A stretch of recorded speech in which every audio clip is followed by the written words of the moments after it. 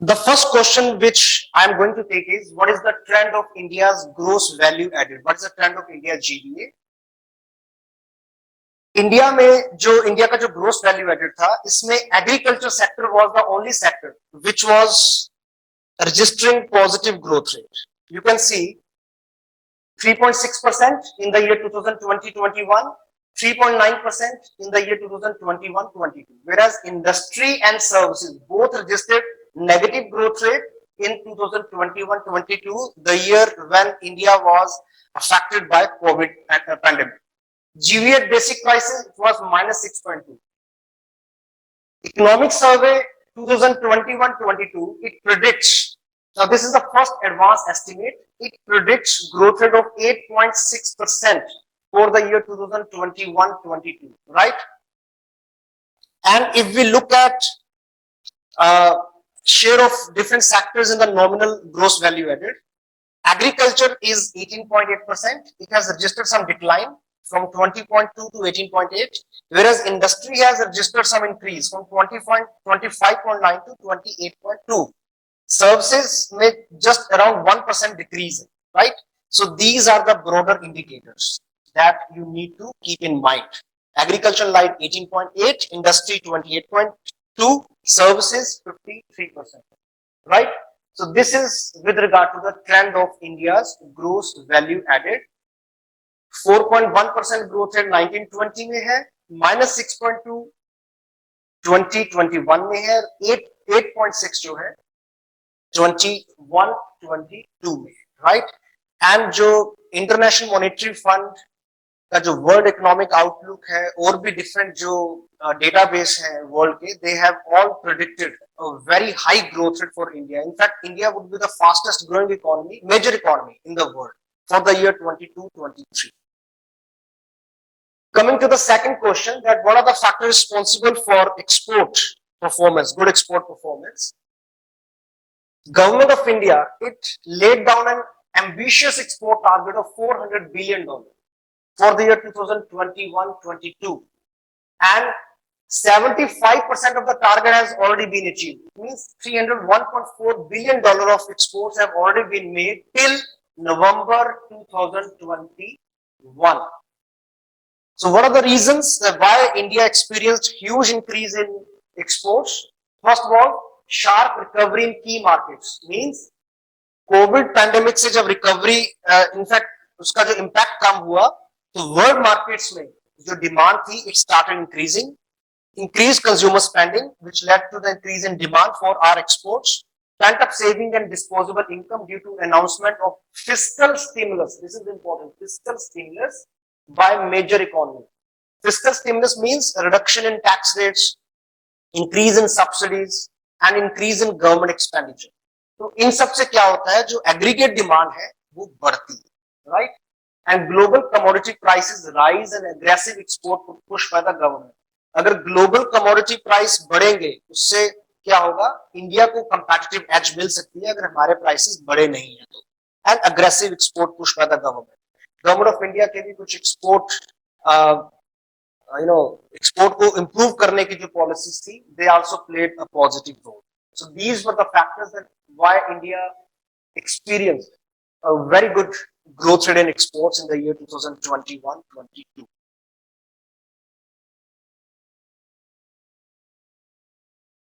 Petroleum products are the major export item. India के petrol exports के number 1 होने का रीजन ये है कि इंडिया जो लैंड लॉक नेशंस है, फॉर एग्जांपल नेपाल है, भूटान है और भी कंट्रीज हैं, उनको पेट्रोल एक्सपोर्ट करता है. एंड सेकेंडली, इंडिया में जो रिफाइनरी क्रूड पेट्रोल को जो रिफाइन करने की जो हमारे पास आर्ट है, टेक्नोलॉजी है, it is very cheap.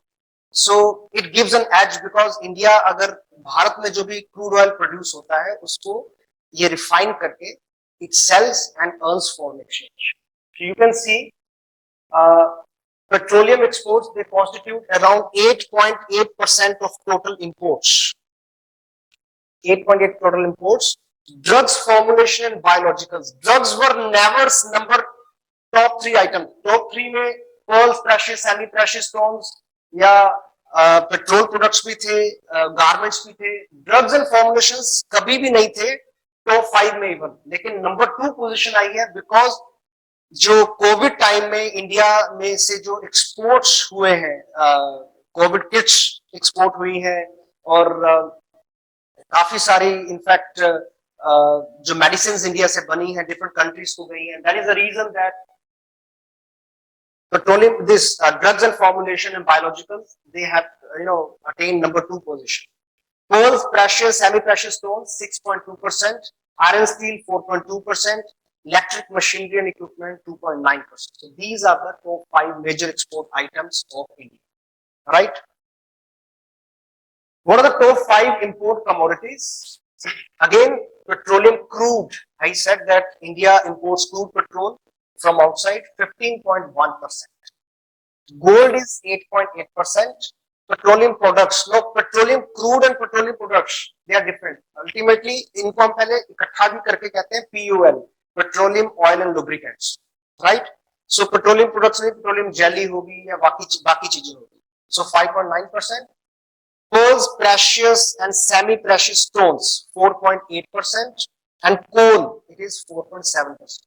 So these are the top 5 items. लेकिन एक बात आपने याद रखनी है, अगर POL बन जाता है petroleum oil and lubricant, then 15.1 plus 5.9 it would be around 21%. POL का शेयर जो है टोटल एक्सपोर्ट का, टोटल इंपोर्ट का 21%. इट मींस इंडिया का जो टोटल इंपोर्ट बिल है उसका 21% शेयर जो है इट इज वो petrol. So more than 93% of major import commodities have registered positive growth, owing to significant rise in crude oil price. POL import rose by 119.2% to $118.3 billion in April-December 2021. So from April 1st to December 31st, 2021, we had imported petrol POL worth $118.3 billion. Right? It's a massive amount. Next is, what was the direction of India's trade in the year 2021-22? Direction means where our exports go, in which countries our exports are sold, right? India has diversified export destination last 25 years, yet more than 40% of India's exports accounted by only 7 countries. दुनिया की जो 7 देश हैं वहां पे 40% export हमारा जाता है, right? United states of America, it is the number 1 export destination, USA, followed by UAE and China. This is important because UAE से हम काफी पेट्रोल भी इंपोर्ट करते हैं, तो चाइना के साथ हमारे और भी इंपोर्ट्स हैं, इलेक्ट्रिक मशीनरी है, बाकी चीजें हैं, ठीक है, ऑटोमोबाइल कंपोनेंट्स हैं, टॉयज हैं. सो यूएई और चाइना के साथ अगर हमारे इनफैक्ट ये अगर हम एक्सपोर्ट कर रहे हैं, दिस इज गुड, क्योंकि हम ट्रेड को बैलेंस कर रहे हैं, ठीक है, ये अच्छा है. टॉप इंपोर्ट सोर्स है, China is the top import source, right? UAE, I told you, from UAE we import POL, petroleum oil and lubricants, right? And US is number 3. So ultimately reverse हो गया, यहाँ पे US number 1 पे था, UAE number 2 पे export में भी है, चाइना नंबर 3 पे था, यहाँ पे सारी चीज रिवर्स हो गई. चाइना नंबर 1 पे आ गया, UAE नंबर 2 पे, US नंबर 3 पे, right? Switzerland, which was ousted last year from the top 10 sources of India's import, bounced back at 6th position. 6th rank is of Switzerland. Indonesia second biggest source of crude palm oil, हम palm oil import करते हैं Malaysia से, Indonesia, south Asian countries है, ये भी top 10 suppliers हैं India का import, right? So these are the export destination and these are the import sources. So why India experienced current account deficit after surplus in current account for 3 consecutive quarters? This is interesting. Question can be asked in different forms, especially for the students who are preparing for different MA economics entrance exams of different top universities, and even for UPSC students. You see, 2019-20, I have broken the entire year into 4 quarters. You see, 19-20 there was, it means this was trade, this is current account deficit, this data is about current account deficit. It means now current account में तीन चीजें होती हैं, आप सबको मालूम है, दो चीजें होती हैं, आप सबको मालूम है, शायद नहीं भी मालूम तो समझ लो। करंट अकाउंट में दो अकाउंट्स आते हैं, goods account and service account. India ने जितने भी गुड्स एक्सपोर्ट किए, जितने भी गुड्स इंपोर्ट किए, इसको हम कहते हैं trade in goods, balance of trade भी कहते हैं। Services means invisible, right. So services में जितने भी एक्सपोर्ट किया, जितना इंपोर्ट किया, right. So adding up both goods account and services account we get current account of balance of trade, right.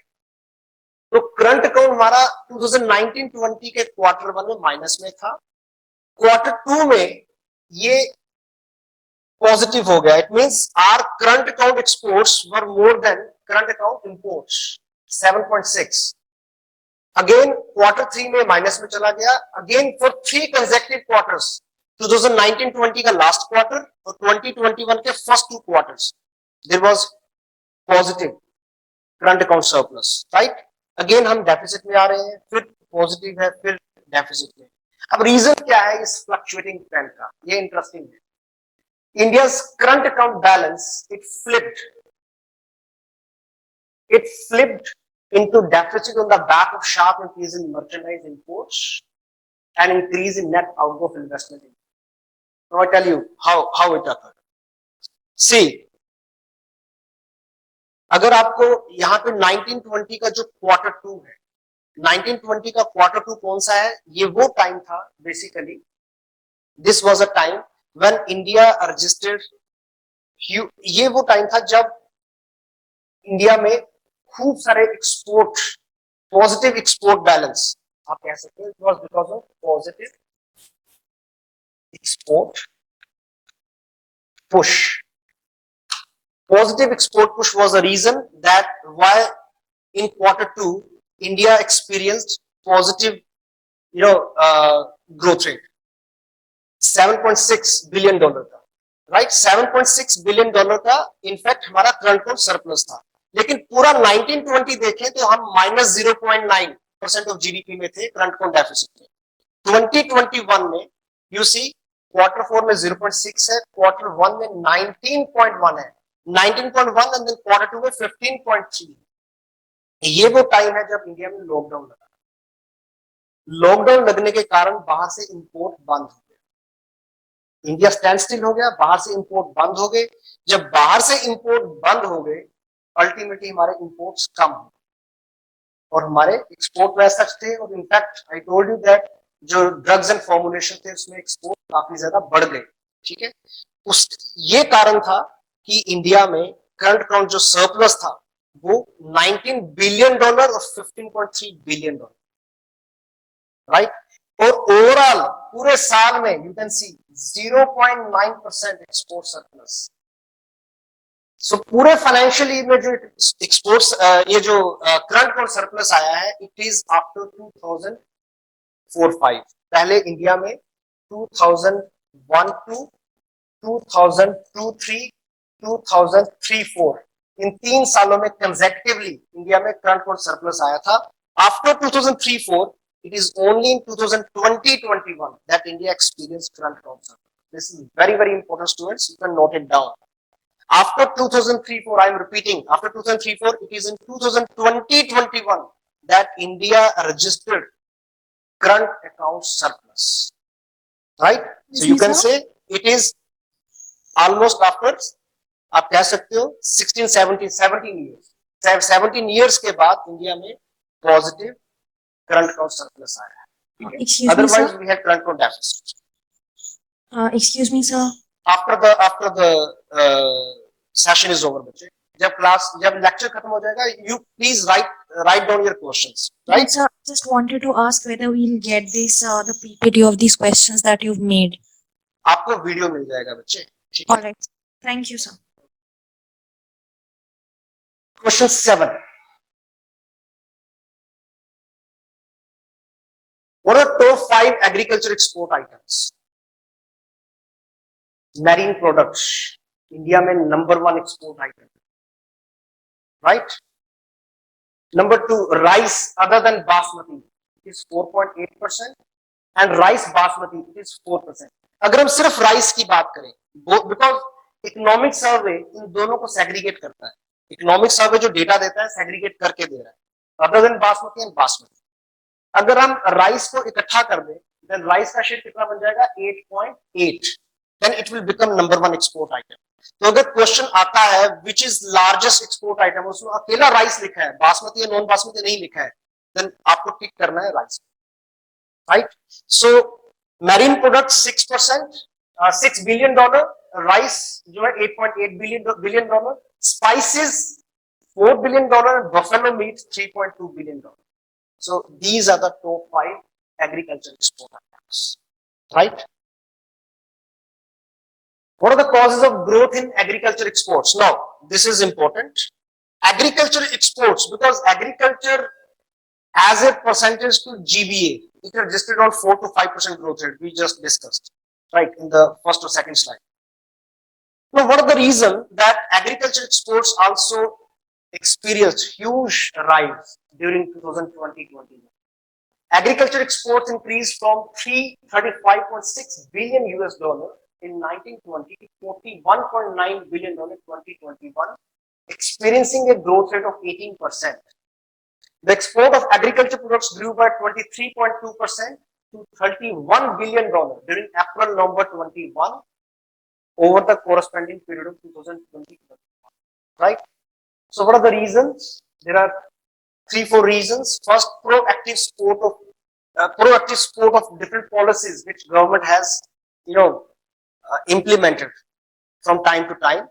For example, proactive support of Export Inspection Council (EIC) and APEDA. It is Agriculture, Processed Food and Export Development Authority. It is the nodal agency for agriculture export items of India, and export facilitating measures like online issuance of certificates required to export, right? Second is under Transport and Marketing Assistance (TMA) for specified agriculture product scheme. Third, Krishi Udan. This is Udan scheme. Most of you must be knowing Udan scheme is Ure Desh Ka Aam Nagrik. It is linking the very small towns of the country with the aviation network, right? So Krishi Udan scheme was launched in August 2020. ये agriculture के लिए उड़ान scheme तो पहले की है, लेकिन कृषि उड़ान जो है 2020 में लॉन्च हुई है to assist farmers in transporting agriculture products on international and national routes to improve their value realization. This is again ये इसलिए because agriculture products की जो लाइफ है, शेल्फ लाइफ है, वो कम होती है. तो ये जो कृषि स्कीम है, it will facilitate farmers to transport their products within very short span over the longer distances, right? Next question, discuss the major schemes and initiative to boost exports. Overall exports को boost करने के लिए जो government of India की schemes हैं, very important. Questions can be asked straightly, right? First is remission of duties and taxes on export products, ROTDP, introduced in January 1, 2021. It reimburses the currently unrefunded central, state and local taxes and duties incurred in the process of manufacture and distribution of export products. Second is developing districts as export hub. This is very important and it was in news. Focus is to make district active stakeholders in the promotion of export. District को active stakeholder banana. District export promotion committees (DEPCs) have been set up in each district, and products with export potential have been identified all 739 districts. जितने भी 739 districts India में है, उसमें export potential वाले products को identify कर लिया गया है. The scheme would help in diversifying the portfolio of export models, right?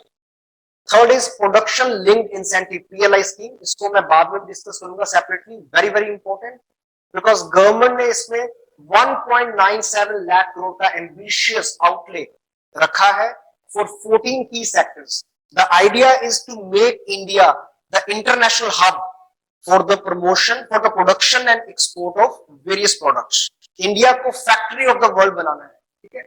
Expected to create minimum production of $500 billion in the next 5 years, coming 5 years, right? Fourth is infusion of capital in Exim Bank, export import bank जो India का है. Government infused capital of rupees 750 crore in Exim Bank during 2021-22 through subscription to share capital, and Export Credit Guarantee Corporation of India Limited (ECGC). It provides insurance cover to banks against risk in export credit lending to the export borrowers. Banks का basically risk cover करना है if they lend to the exporters and somehow exporters fail to pay back to bank, right? If they turn bad debtors, तो उस case में, this agency ECGC, it came at the rescue of the banks. Government approved capital infusion of 4,400 crore to ECCG Limited over a period of 5 years, 21-22 to 25-26. This will increase the capacity of ECGC to underwrite risk up to rupees 88,000 crore. That will support additional export of rupees 5.28 lakh crore over the 5-year period. तो इस agency को establish करने से कितना help export को मिल रहा है, just imagine 5.28 lakh crore over the 5 years, right? And export promotion capital goods EPCG scheme, this is very old scheme, लेकिन इसमें changes आती रहती हैं. Basically जो export promotion capital goods, ऐसे कैपिटल गुड्स, ऐसी मशीनरी जो हम एक्सपोर्ट में, जो हम इंपोर्ट करेंगे लेकिन हम एक्सपोर्ट में यूज कर सकते हैं, एक्सपोर्ट प्रमोशन में यूज कर सकते हैं, एक्सपोर्ट जो प्रोडक्ट्स हैं उनको मैन्युफैक्चर करने में यूज कर सकते हैं, ऐसी मशीनरी को तो उसके लिए गवर्नमेंट ने ईपीसीजी स्कीम जो लॉन्च की थी. Government has reduced specific export obligation from 90% to 75% of the normal export obligation. EPCG schemes उन यूनिट्स को मिलती थी जिनको ये गवर्नमेंट को एश्योर करना पड़ता था कि हम 90% जो प्रोड्यूस है वो एक्सपोर्ट करेंगे, ठीक है. लेकिन कोविड टाइम है, गवर्नमेंट ने इसको थोड़ा कम करके 75% क्या आप जितना प्रोड्यूस करोगे उसका 75% एक्सपोर्ट करो, 25% इंडिया में, राइट. तो उनके लिए ये एक तरह से help government. Next is enhancing an efficient logistic ecosystem to boost exports. Well, this is the new index where India has got wonderful ranking. Logistics export means जो इंडिया का सप्लाई साइड मैकेनिज्म है उसको हमने कैसे improve किया है over the period of time. India scored 90.3% in 2021 in United Nations Economic and Social Commission for Asia Pacific, that is UNESCAP. Latest global survey on digital and sustainable trade facilitation. और India का जो 2019 का score है, it is based on 5 की indicators, right. Transparency, formalities, institutional arrangements and cooperation, paperless trade and cross border paperless trade, right. The survey notes that India is the best performing country when compared to South and Southwest Asian region and Asia Pacific region, right?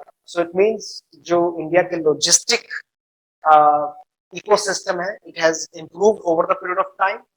And other steps taken by the government to boost exports, it is TIES, Trade Infrastructure for Export Scheme, Market Access Initiative Scheme, Special Economic Zone Scheme, Emergency Credit Line Guarantee Scheme and Advance Authorization Scheme. These are all old schemes, लेकिन government इनमें कुछ ना कुछ changes करती रहती है so as to facilitate and promote exports of the country, right? Next is what are the latest trends in FDI? This is important. Foreign direct investment में India का क्या परफॉर्मेंस रहा है लेटेस्ट. इंडिया 2019 में 9th rank था FDI में. In 2020, India has stepped up to 5th rank, right? India का 5th rank हो गया है FDI में, foreign direct investment. 2019-20 में इंडिया में अराउंड $60 बिलियन की FDI आई थी, अराउंड $60 बिलियन. 2021 में $81.97 बिलियन की FDI इंडिया में, right? Computer software and hardware. This is number one item where India receives maximum FDI. Second is service sector. Number three is trading. These are the three highest recipient sectors of FDI. और सबसे ज्यादा FDI India में आ रही है Singapore से. Singapore is number one country, number two is USA, number three is Mauritius. और जिन लोगों ने पहले ये पढ़ा हुआ है सारा, इसको हम कहते हैं round tripping. Round tripping. Round tripping means it is the FDI is mainly from the developed countries which is routed through Singapore or Mauritius to avoid double taxation, right? क्योंकि हम लोग यहाँ पे जब देख रहे हैं कि टॉप इन्वेस्टर कंट्रीज, हम इमीडिएट डोनर देख रहे हैं कि कहाँ से एफडीआई आ रही है. तो इमीडिएट डोनर सिंगापुर है, लेकिन वो सिंगापुर की एफडीआई नहीं है. Basically it is US FDI which is rooted through Singapore, क्योंकि इंडिया के साथ सिंगापुर का डबल टैक्स अवॉइडेंस एग्रीमेंट है, DTA. तो उससे क्या होता है, जो फॉरेन डायरेक्ट इन्वेस्टर्स हैं उनको कम टैक्स देना पड़ता है, तो उनका पैसा बच जाता है कम. Right. What are the steps have been taken to promote FDI in India? कौन कौन से स्टेप्स, ये इंपॉर्टेंट है. तो काफी सारी चीजें हैं जो पूछी जा सकती हैं एग्जाम में डिफरेंट वे से. FDI in defence sector. Defence में जो एफडीआई है ये 74% तक allow, up to 74% through automatic route और 100% थ्रू गवर्नमेंट रूट. आपको पता है कि एफडीआई के दो रूट्स हैं, automatic route and government route. Automatic route से 74% तक एफडीआई डिफेंस में आ सकती है एंड गवर्नमेंट रूट से 100%. एफडीआई इंश्योरेंस 49% से बढ़ के 74% हो गई है. FDI petroleum and natural gas up to 100%. Right. कहां पे, जहां पे गवर्नमेंट ने स्ट्रेटेजिक डिसइन्वेस्टमेंट ऑफ पीएसयूज की है. अभी आपको हम डिस्कस करेंगे जो गवर्नमेंट की न्यू पब्लिक एंटरप्राइज पॉलिसी की है, इसमें गवर्नमेंट ने ये strategic and non strategic sector बनाया. FDI in telecom sector 100% via automatic. Right. Under brownfield investment, entity of a country which shares land borders with India or where the benefit order of investment into India is situated in or citizen of any such country can invest only under the government. जो भी country हमारी neighbouring country है जिसके साथ India land border share करता है, Pakistan, China, Afghanistan, Bangladesh, Sri Lanka, Nepal, Bhutan, Myanmar, इन countries से जो एफडीआई है ओनली गवर्नमेंट रूट से आ सकती है, ऑटोमेटिक रूट से नहीं आ सकती. Right. FDI monitoring cell has been form to expedite FDI proposal. An interministerial committee (IMC) has been constituted to take appropriate decision on delayed proposals, and these escalated by administrative ministerial departments. Interministerial committee has also been established to facilitate swift FDI procedures. Right. So these are 5-6 measures, very very important. Right. Next is, what is position of India's foreign exchange reserves? So you see, this is a chart. Well, the forex reserves stood higher at $633.6 billion in December 2021. 31st December 2021 में India में कितने FDR थे? Just compare it when Dr. Manmohan Singh became finance minister in 1991. We have $1.8 billion of foreign exchange reserves. So this is a journey which India has traversed over 3 decades, right? At the end of November 2021, India was the 4th largest foreign exchange reserve holder in the world. India 4th largest reserve holder है world में. After China is number 1. China के पास, India के पास 633 के आसपास है. China के पास around $4,500 billion के FDR. तो चाइना के पास आप मान लो कि इंडिया से 7-8 टाइम्स ज्यादा है FDR. Right. Japan is number 2 and Switzerland is number 3. These 3 nations are the largest FDI holders, and India is at number 4, right?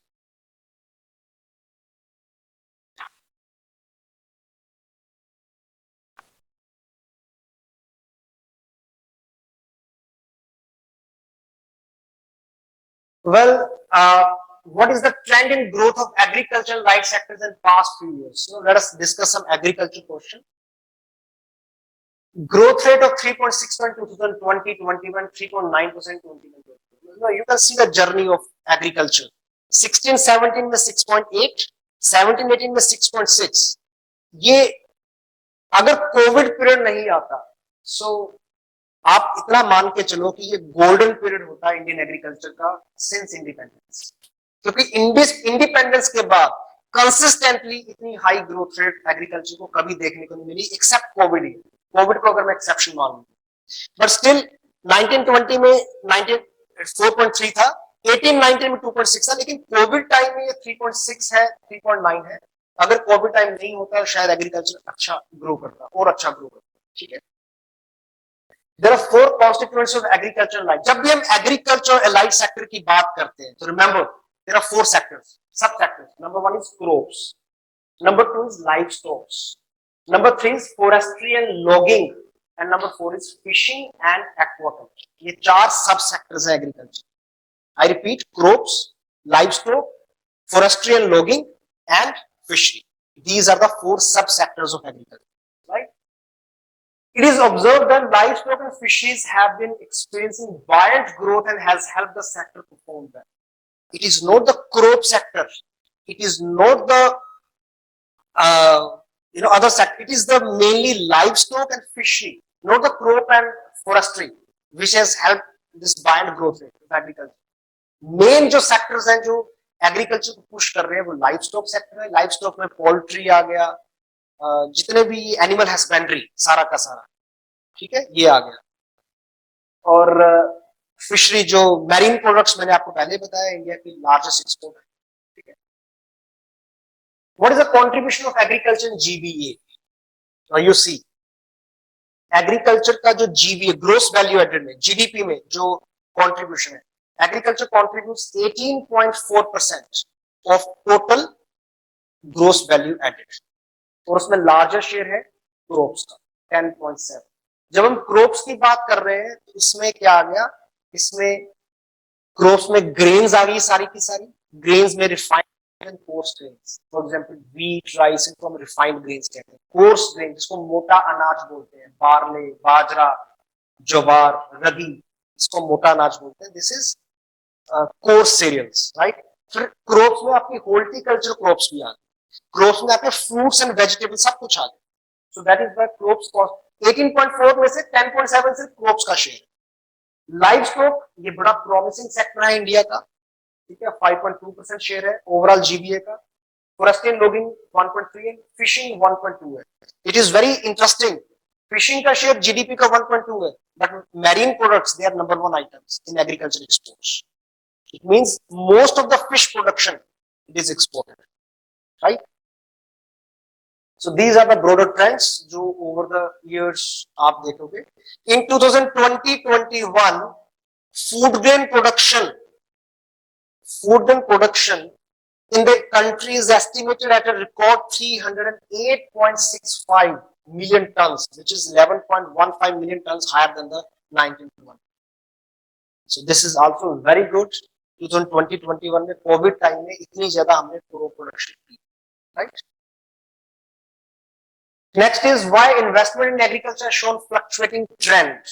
Investment in agriculture. Remember, when we say investment in agriculture, it constitutes 2 types of investment. One is public investment, जो सरकार invest करती है irrigation में और भी rural development projects में जो agriculture से रिलेटेड, और एक प्राइवेट इन्वेस्टमेंट जो किसान, आम किसान जो खेत में इन्वेस्ट कर रहा है. ठीक है. Fluctuation GCF in the sector arises mainly because of wide fluctuation private investment. Public investment remains stable between 2 to 3% over the years. Now you see, ये जो red वाला है ये public investment है, and it is almost straight line. You can see 2011-12 में जो public investment थी, total investment का 2.4 थी, और यहाँ पे 2.7. It means it is almost same, right? Whereas private investment जो है ये blue line, it has shown some fluctuating trend. Higher access to concessional is अब ultimately करना क्या है, steps to be taken. Higher access to concessional institutional credit to farmers and greater participation in private corporate sector. एक तो concessional institutional credit, bank से जो loan है ये मैक्सिमम इन फार्मर्स को मिलना चाहिए, and secondly,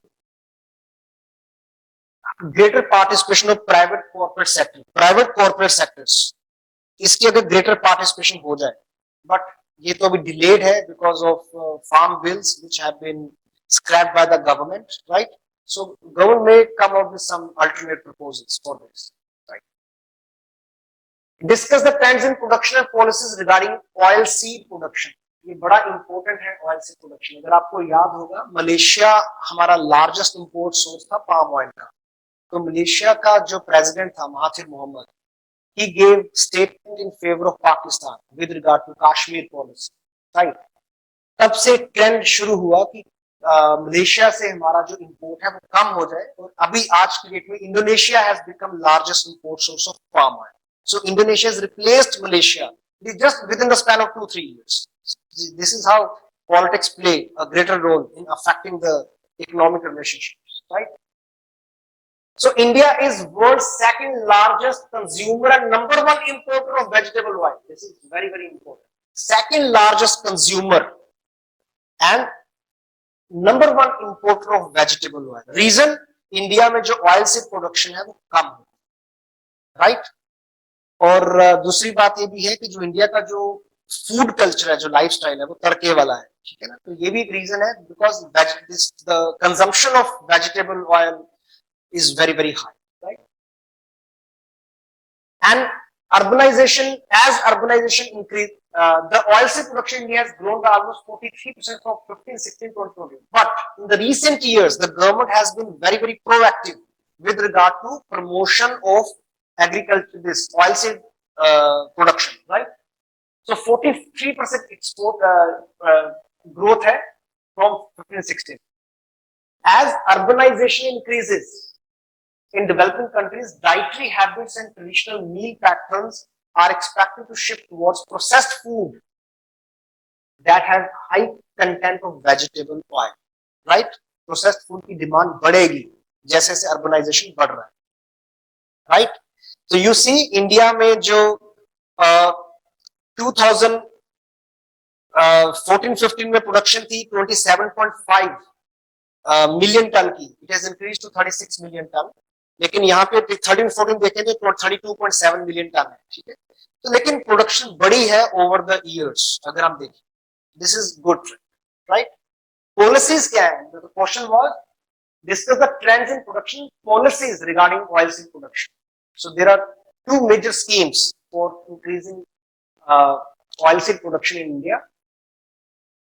Launched in 2018-19, National Food Security Mission Oilseed, NFSM Oilseed. Objective of the scheme is production and distribution of latest high-yield productivity seeds, and government setting up 36 oilseed hubs during 18-19 and 19-20 to increase the availability of extra seeds. Second is National Mission on Edible Oil, Oil Palm, NMEOP. Because palm oil का India one of the largest importer है, palm oil की production कम है. अब India में कोशिश ये है कि हम पाम ऑयल की प्रोडक्शन को बढ़ाएं, right? So launched in August 2021.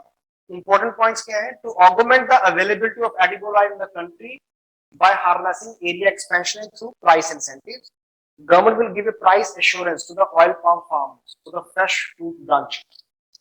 Oil palm produces 10 to 46 times more oil per hectare compared to other oil seeds. जो प्रोडक्टिविटी है ऑयल पाम की ये ज्यादा है as compare to other oil seeds, right? And has yield of around 4 tons of oil per hectare. Today around 98% of crude palm oil is being imported.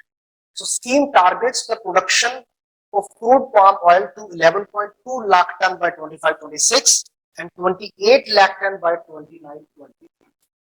So इसकी production को बढ़ाने की कोशिश है. India produced 2.8 lakh ton of palm oil and imported 88.2 lakh ton of palm oil. See, look at the extent of imports. हम लगभग 3 lakh ton produce करते हैं, लगभग 88 lakh ton इंपोर्ट करते हैं palm oil. इसकी प्रोडक्शन बढ़ाने के ऊपर एम्फेसिस है 28 lakh ton by 9. Right? These are the two very, very important schemes with regard to palm oil production. Right? Question 70. Discuss the trends in sugarcane and sugar sector. It is country's second largest agro-based industry next to cotton. Second largest agro based industry next cotton. India की सबसे बड़ी second largest ये industry agro based industry है sugar की. It impacts the livelihood of about 5 crore farmers and their dependents. 5 crore farmers का livelihood इसके साथ जुड़ा हुआ है, साथ में dependents. India is the largest consumer and second largest producer of sugar in the world. Average annual production sugarcane is around 35.5 crore ton, which is used to produce around 3 crore ton of sugar. Sugarcane की production 35.5 है, sugar उससे 3 crore produce हो रही है. ठीक है. The domestic consumption is around 2.6 crore ton. So अगर 3 crore ton की sugar को हम produce कर रहे हैं, domestic production हमारा 2.6 crore का है, it means 0.4 crore is being exported, right? पॉलिसीज क्या है? एफआरपी जैसे MSP minimum support price policy रहती है व्हीट और राइस में, सेम एफआरपी पॉलिसी है for sugarcane. Some state governments announcing state advisory price SAP higher than FRP. Sugar mills that buy sugarcane are mandated to purchase crop from farmers within a specified radius known as a cane reservation area. जो sugar mills हैं उनको आसपास के sugarcane farmer से ही sugarcane purchase करना है, तो उस एरिया को कहते हैं cane reserve area, CRA, right? In this way sugarcane farmers are insured to protect against the price risk. ठीक है. Incentivise sugar mills to divert excess sugarcane sugar to ethanol production, providing financial assistance for transport to sugar mill to facilitate export of sugar. तो sugarcane का जो remain है उसको use किया जा सकता है for ethanol production, right? Policy से फार्मर्स को फायदा है, ठीक है, और उसका यूज भी हो जाएगा, हमारे पास भी एक अल्टरनेट फ्यूल जनरेट हो जाएगा. So these are the trends and these are the policies, right? तो आपको मैंने बड़े शॉर्ट में एक क्रक्स इसका एंटायर शुगरकेन इंडस्ट्री का आपको दे दिया. ठीक है. Discuss the features of crop diversification program CDP. Crop diversification is very very important for India. पहले हम समझ लेते हैं. Now crop diversification means thinking out of box, thinking differently with regard to agriculture production and production patterns. So wheat और rice का जो cycle है उससे बाहर निकलना है. ठीक है. So tool to promote sustainable agriculture, reduction in import dependency and higher income for the farmer. If we go for agriculture diversification, we have these benefits. Shifting some area from staple cereals to high value produce. Sizable increase in the income. Cultivation of sugarcane, paddy and wheat led to depletion of fresh groundwater resources. India में sugarcane, paddy और wheat की वजह से, because they are water sensitive crops, these three. So they require huge quantity of water, right? But it led to depletion of groundwater resources. Diversification will bring water use efficiency and sustainability of soil health. CDP is being implemented in the original Green Revolution states, Punjab, Haryana, Western UP, as a sub-scheme of राष्ट्रीय कृषि विकास योजना since 2013-14. 13-14 से ये जो crop diversification programme है ये India में launch किया हुआ है, राइट? और अल्टीमेटली प्रमोट किसको करना है? ऑयल सीड प्रोडक्शन को, पल्सेस को, कोर सीरियल्स को, न्यूट्री सीरियल्स को, कॉटन को, राइट? इनको प्रमोट करना है, इनकी production. Shifting of areas under tobacco farming to alternate crops, cropping system in tobacco growing states namely Andhra Pradesh, Bihar, Gujarat, Karnataka, Maharashtra, Orissa, Tamil Nadu, Telangana, Uttar Pradesh and west Bengal with effect from 15-16. Incentive structure provided under MSP regime leading to variation return over cost across crops to encourage crop diversification. तो MSP भी announce करना ताकि farmers जो है वो alternate crops पे तभी जाएंगे जब वहां पे भी उनको MSP.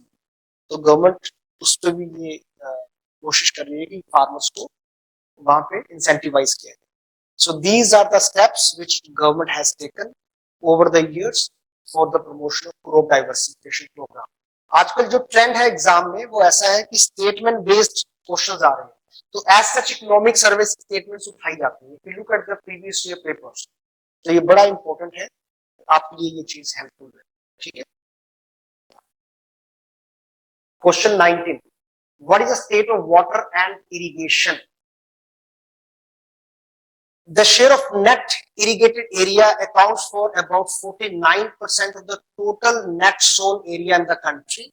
And out of the net irrigated area, about 40% is irrigated through canal system and 60% through groundwater. This is important. Total जो इरिगेशन है उसका 40% कैनाल सिस्टम है और 60% वेल्स या ट्यूबवेल्स, राइट? ये याद रखना है। Overall storage of ground water developed in the country is 63%. This ratio, which signifies the rate of extraction of groundwater, is very high, more than 100% in the state of Delhi, Haryana, Punjab, Rajasthan. तो ground water में जितना compensation हो रहा है water का, उससे ज्यादा हम एक्सप्लॉइट कर रहे हैं इन दीज स्टेट्स, राइट? जबकि ओवरऑल 63% हम ग्राउंड वाटर को यूज कर पा रहे हैं, ठीक है? अब गवर्नमेंट ऑफ इंडिया ने कुछ स्कीम्स लॉन्च की है। माइक्रो इरिगेशन फंड है which is a corpus of 5000 crore which was created with National Bank for NABARD during 1819. तो प्रधानमंत्री कृषि सिंचाई योजना, ये तो सबने सुनी होगी, बड़ी पॉपुलर स्कीम रही है गवर्नमेंट ऑफ इंडिया की। 1516 में ये लॉन्च की गई थी to promote micro irrigation, drip and sprinkler system in the country for enhancing water use efficiency to farmer, right? Under the per drop more crop, ये important है, per drop more crop component. And under PM KSY, प्रधानमंत्री कृषि सिंचाई योजना PDMC, on 14 December 2020-21, total area of 59.37 lakh hectare has been covered under micro irrigation in the country from 15. This is important. जो प्रधानमंत्री कृषि सिंचाई योजना के अंदर 59.37 lakh hectare of land area has been covered under micro irrigation since 2006. It means the scheme is delivering its result. What is sweet revolution? It was also in the news. Ambitious initiative of the government of India for promoting apiculture, popularly known as beekeeping. तो जो हनी है उसकी production को promote करना basically. So production of honey is sweet revolution, right? To provide a booster shot to sweet revolution, the government launched national bee keeping and honey mission 2022. Important, national bee keeping and honey mission 2022. Beekeeping has been useful in pollination of crops. Again, very very important. अगर bee honey bees ना हो तो pollination कैसे होगी? Production ही नहीं होगी, right? Pollination of crops, thereby increasing income of the farmers and beekeepers by way of increasing crop yield and providing honey and other high value bee hive products like bee wax, then bee pollen, propolis, royal jelly, bee venom, etc. Different items can be produced with the by beekeeping. Diversified agroclimate conditions of India provide greater potential and opportunities for beekeeping or honey production and export of honey. India's export of honey has increased by about 110% between 1314 to 19. Questions पूछे जा रहे हैं आजकल, तो ये बड़ा important है, ठीक है? आपको ये सारे ट्रेंड्स इसके स्वीट रेवोल्यूशन के beekeeping के पता. What are steps taken by government with regard to food management? ये कुछ स्टेप्स हैं. आपको पता है फूड मैनेजमेंट गवर्नमेंट कैसे करती है. डिफरेंट स्कीम्स है, एमएसपी पॉलिसी है, देन पब्लिक प्रोक्योरमेंट पॉलिसी है गवर्नमेंट ऑफ इंडिया की, राइट? देन पीडीएस सिस्टम है, पब्लिक डिस्ट्रीब्यूशन सिस्टम है, जो नेशनल फूड सिक्योरिटी एक्ट के अंदर चल रहा है. डिफरेंट स्कीम्स है गवर्नमेंट की to promote food security in the country. तो ये कुछ लेटेस्ट है जो आपसे मैं डिस्कस कर रहा हूँ, जो इकोनॉमिक सर्वे ने मेंशन की है.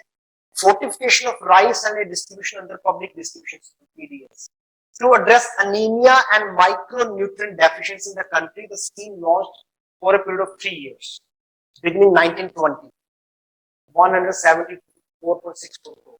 So basically anemia और micronutrient deficiency के लिए ये राइस का डिस्ट्रीब्यूशन, राइट? सेकंड इज प्रधानमंत्री गरीब कल्याण अन्न योजना, PMGKAY, March 2020. If you remember, ये कोविड के टाइम में गवर्नमेंट ने इंट्रोड्यूस की थी कि गरीबों को अनाज मिल सके. Scheme provides for 5 kg of rice or wheat according to regional dietary preferences per person and 1 kg of dal to each family holding a ration card. One nation, one ration card. This is long demanded scheme.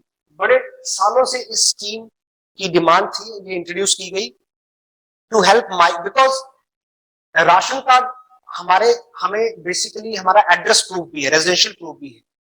तो अब क्या है, to help migratory beneficiaries access their food security entitlements from any fair price. कोई भी जो migrants है, migrant पहले उसको नहीं मिलता था, उसका राशन कार्ड वहीं चलता था जहां का वो रेजिडेंट है. अब कोई भी माइग्रेंट जो है इस स्कीम के थ्रू किसी भी फेयर प्राइस शॉप में जाके इंडिया में अनाज खरीद सकता है using the same ration card after biometric और आधार authentication on electric point of sale POS device on their apps. Right? Open market sales scheme. This is another one. FCA sells excess stock through open market sales scheme domestic at predetermined prices called reserve price. Under this, food is sold to all the charitable और NGOs. ये important है. इस scheme के अंदर जो open market cell scheme है OMSS, D is domestic, right? तो जितने भी चैरिटेबल और एनजीओज हैं engaged in relief or running community kitchen for migrant laborers to the present lockdown conditions since 8/4/2020, उनको ये जो कम्युनिटी किचन चला रहे हैं माइग्रेंट लेबरर्स के लिए, उनके लिए ये ओपन मार्केट सेल्स स्कीम थी. Wheat is sold at uniform price of ₹21 per kg and rice at 22 per kg to these NGOs, right? ये 2-3 स्कीम्स गवर्नमेंट ने चलाई हैं in last 1-2 years, right? Now coming to the next, let us discuss some fiscal policy issues. Discuss the trends in central government taxes. Now these are both direct and indirect taxes. Goods and service tax, GST, it is the number 1 tax. See, this is the data of tax as a percentage of total tax. GST is number 1 tax. It constitutes 29% of total tax revenue of the government. Number 2 is corporation tax, 25%. Income tax is also same, 25%. Next is union excise duties, 15%. And finally, custom, that is import duty, it is 6%. ठीक है. अगर as a proportion तो GDP देखें, GST is 2.8, corporation 2.5, income tax 2.5, union excise duty 1.5% of GDP, custom 9.6, and total 9.9%. So taxes in India, they constitute 10% of GDP, right? ये central government taxes की बात कर रहा हूं, मैं स्टेट की बात नहीं कर रहा हूं. ठीक है. दूसरी बात, if we compare Indian scenario with the Western countries, America में जो taxes हैं, they are around 30% of GDP. India still have a long way to go, right? Why corporate tax experience sharp rise? Corporate tax constitute 25% of gross tax revenue. It registered a growth of 90.4% over April-November 2020 and 22.5% over April-November 2019, right? Reason क्या है corporate taxes के बढ़ने के? पिछले कुछ time में बढ़ा है एकदम से. पहली बात, improve profitability of corporates because the corporate culture जो इंडिया में आया है. ठीक है. Formalisation of economy, unregistered units, जो रजिस्टर्ड यूनिट्स हैं वो अब बढ़ते जा रहे हैं, फॉर्मलाइजेशन हो रहा है इंडिया का. जो स्मॉल स्केल सेक्टर्स थे, स्मॉल स्केल इंडस्ट्री को भी फॉर्मलाइज करने के लिए गवर्नमेंट ऑफ इंडिया ने कुछ पोर्टल्स जैसे उद्यम पोर्टल लॉन्च किया था. उसमें काफी ज्यादा रजिस्ट्रेशन हुई है एमएसएमई की, माइक्रो स्मॉल मीडियम एंटरप्राइजेस की. उसमें mainly most of the unit जो रजिस्टर हुए वो micro units, right? Improve compliance due to tax reforms, tax administration and policy reforms introduced by government of India over the past. तो ये 2-3 reasons हैं that why corporate taxes in India have increased, right? Now what were the reasons for increased GST collection? You can see during lockdown GST collection they plunged down, and then again second wave में इतना impact नहीं था जितना first wave में था. Second, this was nationwide lockdown, first wave थी. इसमें impact काफी ज्यादा था, सेकेंड वेव में इम्पैक्ट कम था। और जीएसटी कलेक्शन विच वर 0.9% जो एवरेज ग्रोथ थी वो बढ़ के एकदम रुपीज लाख करोड़ 0.9 लाख करोड़ से बढ़ के ये 1.19 लाख करोड़ हो गया 2021-22 में। और ये तो खैर पूरा साल है 1.0, ये 1.19 सिर्फ 6 मंथ का डेटा, राइट। तो 6 मंथ में ही इतना 1.19 लाख हो चुका है। इट मींस पूरे साल में it may touch 2 lakh crore, which would be a spectacular increase in GST, right? Now the point is why GST collections have increased. GST collections के बढ़ने के reasons क्या है? Gross GST collection center states taken together were 10.74 lakh crore during April to December 2021, which is increase of 61.5%, right?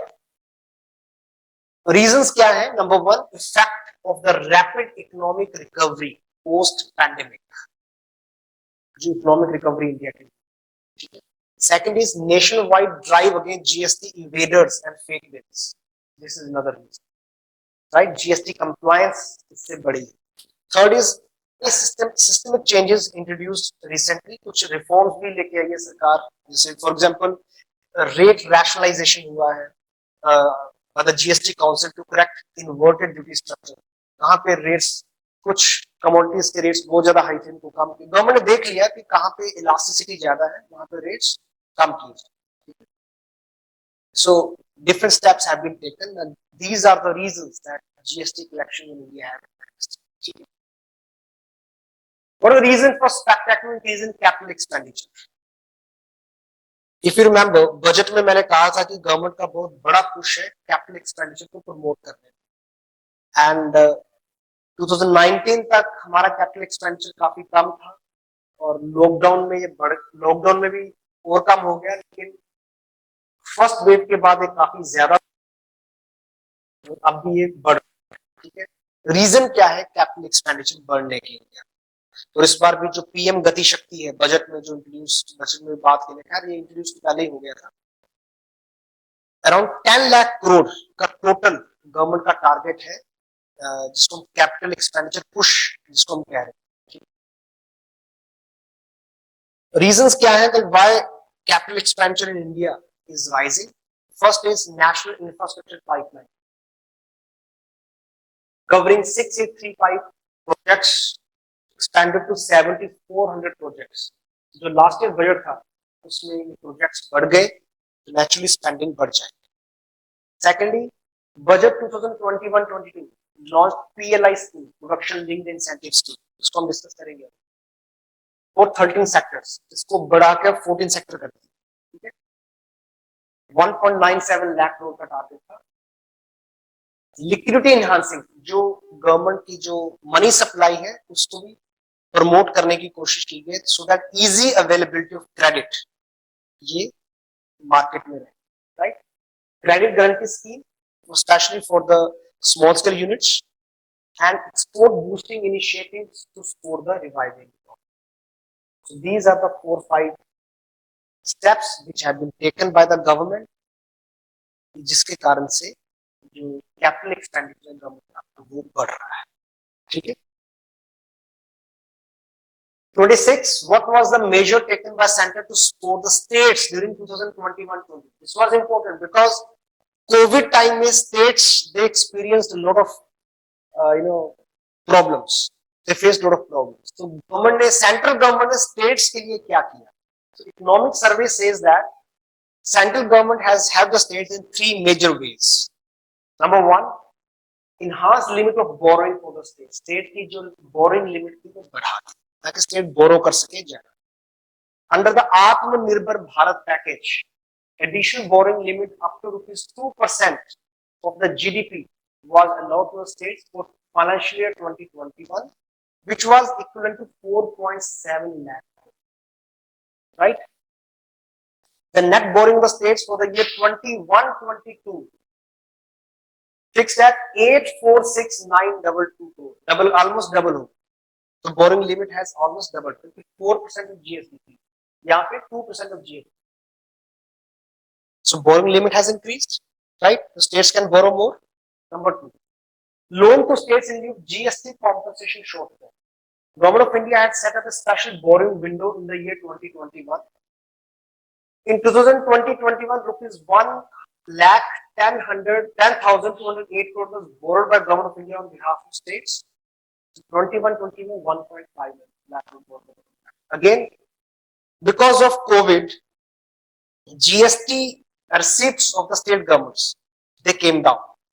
So government has to be easy. Third is scheme for special assistance to states for capital expenditure. Rupees 11,830 crore were provided to state government in the form of 50-year 50 साल का interest free loan 2020-21 में sanction किया कितना 11,830 crore, right? और 21-22 में 10, right? So these are the different schemes announced by the center to help states to come out of the COVID crisis, right? Asset monetization, it is also in the news. What is asset monetization? By monetization, we mean converting tangible or intangible asset into a source of generating revenue. National monetization pipeline has been developed by Niti Aayog. It's national asset monetization means government के assets हैं उसको money में convert करना. जैसे for example आप जाते हो तो टोल प्लाजा है, तो टोल प्लाजा क्या है? It is asset monetisation of the highways. Highways है, सरकार ने सड़क डाल दी, सरकार को तो कुछ नहीं दे रही, लेकिन जैसे ही उसको टोल प्लाजा में कन्वर्ट किया तो वो प्राइवेट ऑपरेटर को दे दिए. तो प्राइवेट ऑपरेटर को बोला भाई 7-8 साल तुम रखो, या हर साल तुम्हारा एनुअल भी हो सकता है जो गवर्नमेंट का उसके साथ टाई अप है, वो 3 साल बाद भी रिव्यू हो सकता है, 5 साल का भी हो सकता है, 8 years के बाद भी हो सकता है. This is called asset monetisation. Got it? It serves, so national monetization pipeline has been developed by Niti Aayog. It serves as an essential roadmap for the asset monetization of various brownfield infrastructure assets. Brownfield means जो already created है, greenfield जो fresh अभी create करना है, ठीक है? Roads, railways, shipping, aviation, power, telecom, oil and gas, warehousing sector, ये different sectors हैं. और नेशनल मोनेटाइजेशन प्लान जो है it estimate 6 lakh crore from 2022 to 25, 3 सालों में 6 लाख करोड़ का target to NFP, right? The top 5 sector जहां से 83% रेवेन्यू सरकार को आएगा, कौन कौन से हैं? Roads, power, oil and gas pipeline and these are the 5 sector जहां पे गवर्नमेंट का फोकस रहेगा, यहां से मैक्सिमम सरकार को मिलेगा. Monetisation of core asset is cleared by NITI Aayog. तो जो कोर एसेट्स है वो तो नीति आयोग देखेगा, ठीक है?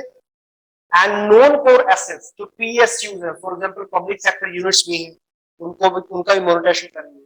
वो कौन देखेगा? Department of investment and public asset management, right?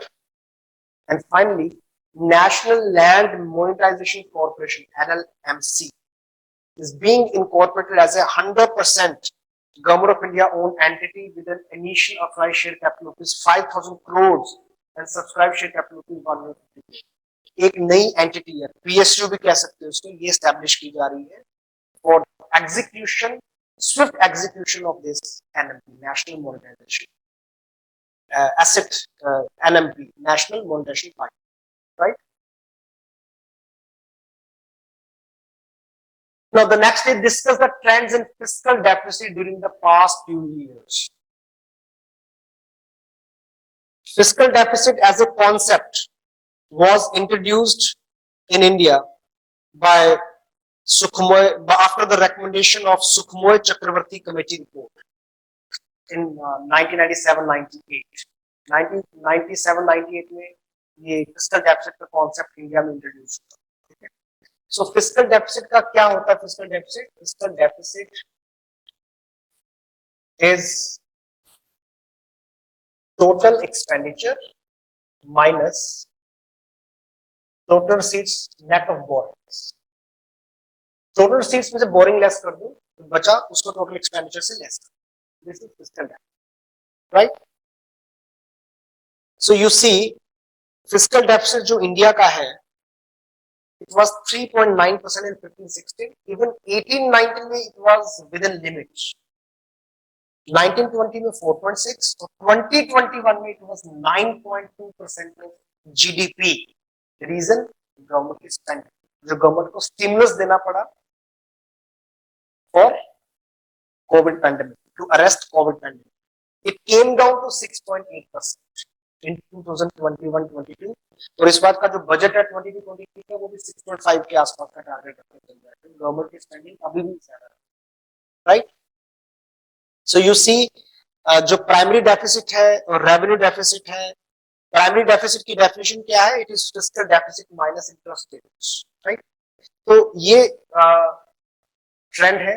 क्या राइज के रीजन क्या है जो मैंने आपको बताई दिए है? Shortfall revenue collection on to interruption economic activity. Economic activity में इंटरप्शन थी, गवर्नमेंट की जो टैक्स रिसीट्स थी, नॉन टैक्स रिसीट्स थी, कम हो गई. Additional expenditure requirement to mitigate the fallout of the pandemic on vulnerable people, small businesses and the economy. मैंने कहा आपको जो stimulus packages दिए गए, right? 21-22 fiscal deficit was 6.8% of GDP. Causes of decrease क्या है? अब जो decrease हुआ 9.2 से 6.8. What are the reasons for decrease of fiscal deficit? First is reduction in expenditure. Number two is increase in gross tax. तो दो reason याद रखने हैं, reduction in expenditure of the government, secondly increase in the tax revenue of the government. क्योंकि हमने पीछे discuss किया corporate taxes बढ़े हैं, जीएसटी कलेक्शंस बढ़े, right.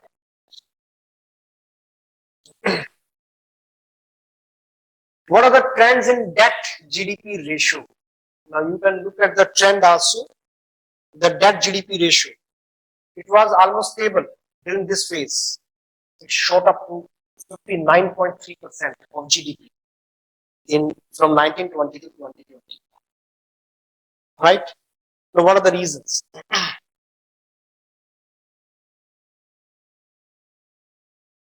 Total debt of the central government as a ratio of GDP was relatively stable over the period of past decade, has risen sharply.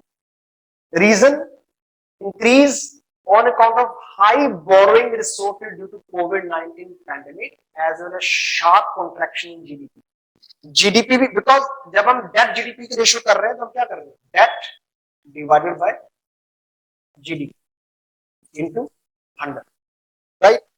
Debt कम हो गया, debt बढ़ गया, GDP कम हो गया, तो फ्रैक्शन तो वैसे ही बढ़ जाएगा फिर, ठीक है, right? So debt GDP ratio expected to follow a downward trajectory in the upcoming year. मैंने कहा कि गवर्नमेंट की डेट बढ़े हैं बिकॉज पीछे हमने डिस्कस किया कि गवर्नमेंट ने स्टेट्स के लिए बोरो किया है, गवर्नमेंट ने जीएसटी कॉम्पनसेशन के लिए बोरो किया, ठीक है. So there is a huge rise in borrowings of the government which has led to the increase in debt GDP ratio. Next is why inflation in United States is cause of worry. America में inflation काफी ज्यादा है. Why it is cause of? Very important. In 2021, inflation picked up globally as an economic activity revived with opening up of economy.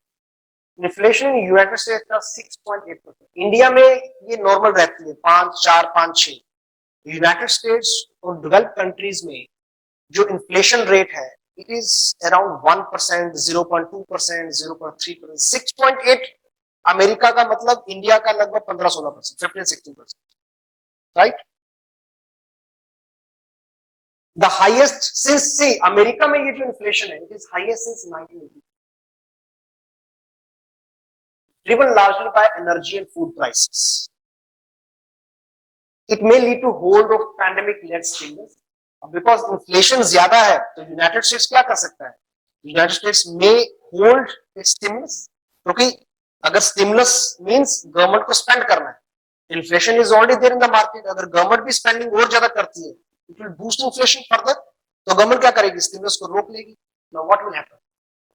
Stimulus को अगर US रोकता है, US government रोकती है, this may result in tightening of financial conditions. Basically dollar की supply कम हो जाएगी, right? जब डॉलर की सप्लाई कम हो गई what it will lead to? It will lead to depreciation of dollar. क्योंकि demand तो बढ़ेगी फिर, supply कम है, लेकिन demand तो बढ़ेगी ना फिर, right? So when supply is less than demand, it will lead to what? It will lead to increase in price of dollar. Means dollar की appreciation और currency की rupee की depreciation. What will happen? Adversely affecting capital flows, putting pressure on exchange rate and slowing down growth in the emerging economy.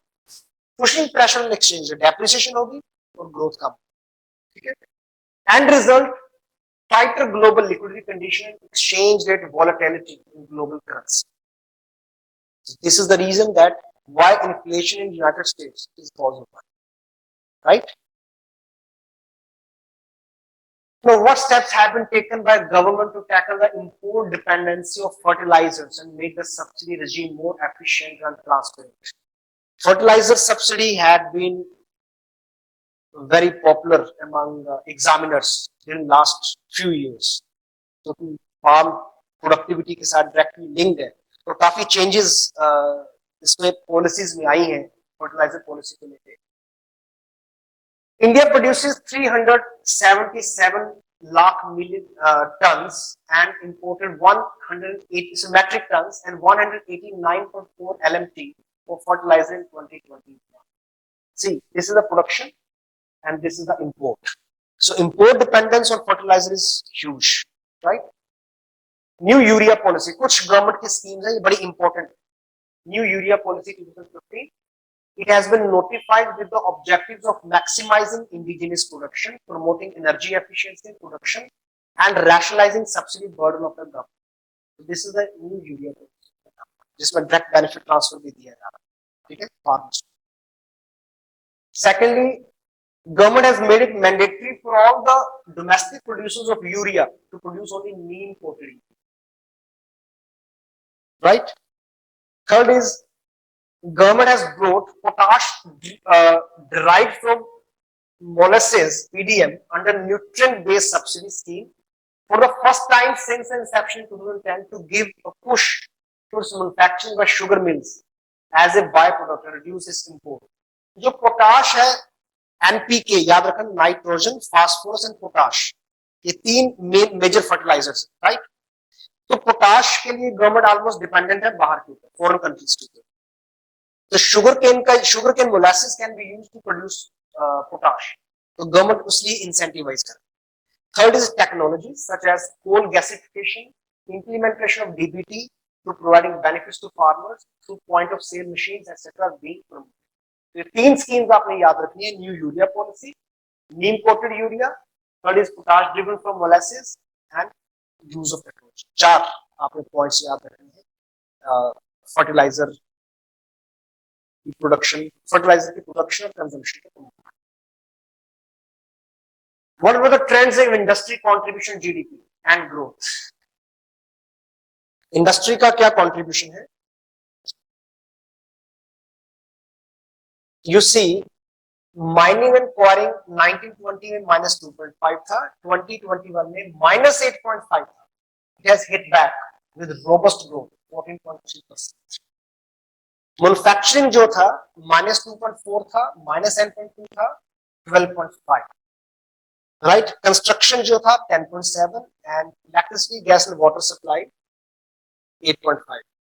एक बात आप दो बातें इसमें याद रखनी पहली बात 21-22 में highest growth rate mining and quarrying. This is one observation from this table.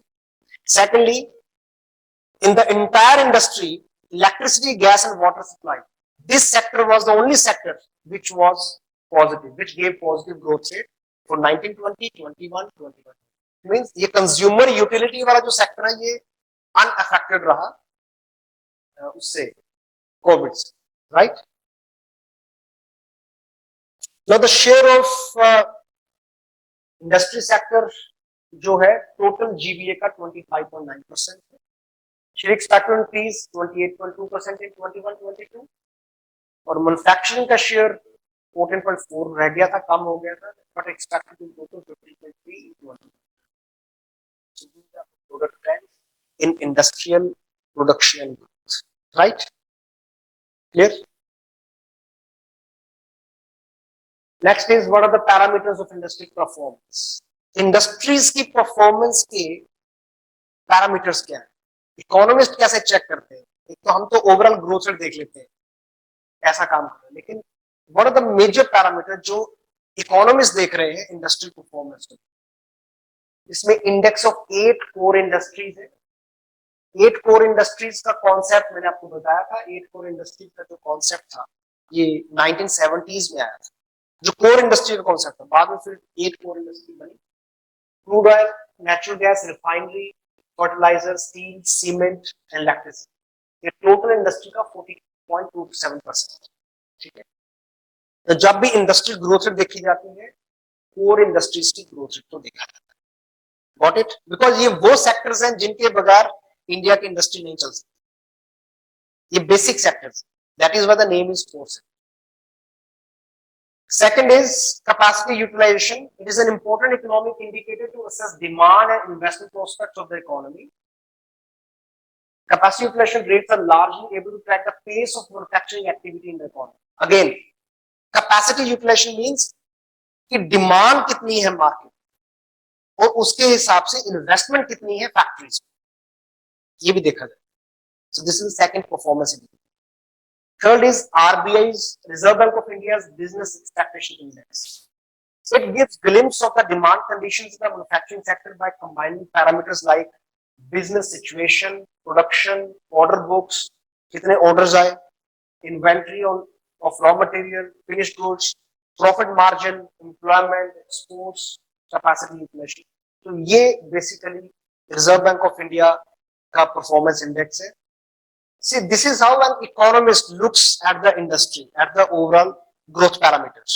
वो ऐसे नहीं देखेगा कि जीडीपी में कितना कंट्रीब्यूशन है, बाकी वो इन चीजों के ऊपर देखेगा, क्योंकि ये वो अगर इन पे काम होगा तो अल्टीमेटली ये जो फिगर्स हैं ये बढ़ेंगे. ठीक है, got it? Now next is discuss the latest trends and policy issues in civil aviation sector. बड़ा इंपॉर्टेंट है कि जो सिविल एविएशन सेक्टर जो है इसमें गवर्नमेंट ऑफ इंडिया ने क्या क्या स्टेप्स लिए हैं. अभी आपको मालूम है Air India has been sold to Tata, right? The domestic traffic in India, it has increased, it has more than doubled from 61 million in 13-14 to 137 million. सिर्फ पिछले 6-7 सालों में जो डोमेस्टिक पैसेंजर है वो डबल हो गया एविएशन, राइट? 14% का ग्रोथ रेट है पर एनम एविएशन का. ये उड़े देश का आम नागरिक, मैंने आपको पहले ही बताया. 2016 में 74 एयरपोर्ट्स थे इंडिया में. 2020-21 में 948 valid awarded routes have been allocated to various airlines, and out of which 389 जो रीजनल कनेक्टिविटी रूट्स हैं वो ऑपरेशनलाइज्ड हो गए. तो 74 एयरपोर्ट से हम 389 जो रीजनल आप कह सकते हो एयरपोर्ट्स, उनको हमने कनेक्ट कर दिया, right? Government has liberalized drone rules. 2021 August 2021 released production link scheme for drones on 15 September 2021. बड़ा इंपॉर्टेंट है बिकॉज ये एक 13 थे PLI में, पहले 14 हो गए ये ड्रोन को ऐड कर. Disinvestment of Air India. Air India was sold to Tata Group for ₹18,000 crore. This was another step taken by the government. Privatization of airports. Government awarded 6 airports, namely Ahmedabad, Jaipur, Lucknow, Guwahati, Thiruvananthapuram and Mangaluru to Adani Group for a lease period of 15 years. 50 साल के लिए उनको दे दिए. ठीक है, अब उससे government क्या करेगी? गवर्नमेंट को रेवेन्यू आता है. 25 airports have been earmarked for asset monetization over the year 2022 to 25. 25 airports को एसेट मोनेटाइजेशन, जो मैंने पीछे आपसे डिस्कस किया, वहां पे कर लिया गया है ताकि इनको भी एफिशिएंट इनकी working. So these are the few steps which have been taken by the government in the civil aviation sector. Discuss the features of new public sector enterprise policy with regard to disinvestment.